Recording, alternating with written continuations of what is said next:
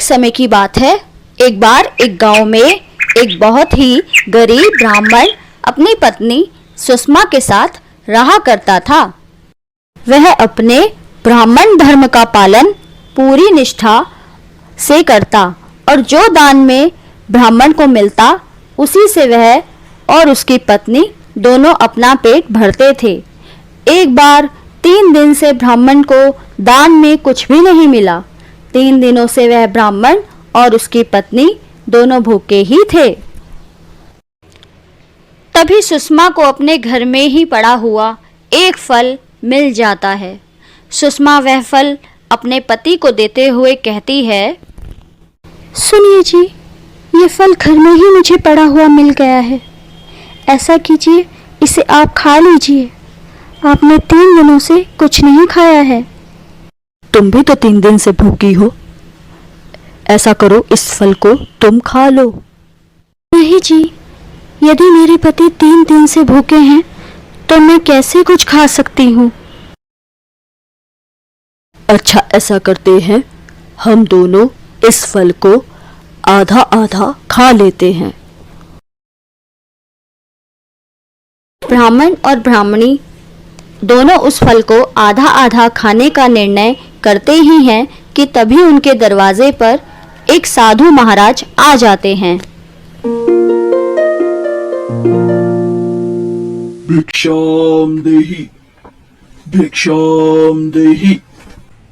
ब्राह्मण और ब्राह्मणी दोनों उस साधु की आवाज सुनकर एक दूसरे का मुंह देखते हैं। फिर वह ब्राह्मण साधु के पास जाता है। साधु महाराज की जय हो।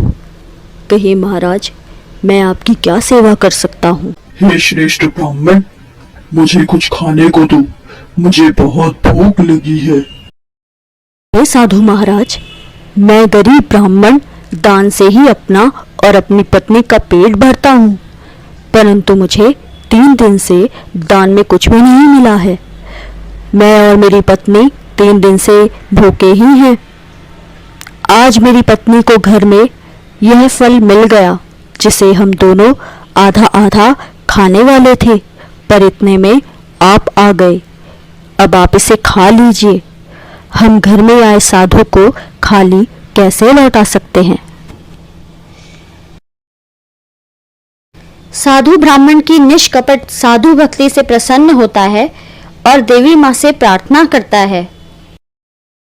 हे देवी माँ, ये तुम्हारा कैसा नियम है जो अपने ब्राह्मण धर्म का सत्य निष्ठा से पालन कर रहा है, वह इस तरह गरीबी में अपना जीवन जी रहा है। हे माँ, इस ब्राह्मण पर अपनी दया करो, इसकी दरिद्रता व गरीबी को दूर करो।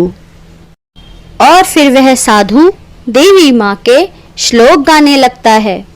देवी माँ भी साधु की स्तुति से प्रसन्न हो जाती हैं और तभी ब्राह्मण की कुटिया में धन की बरसात होने लगती है और ब्राह्मण के घर में धन के ढेर लग जाते हैं।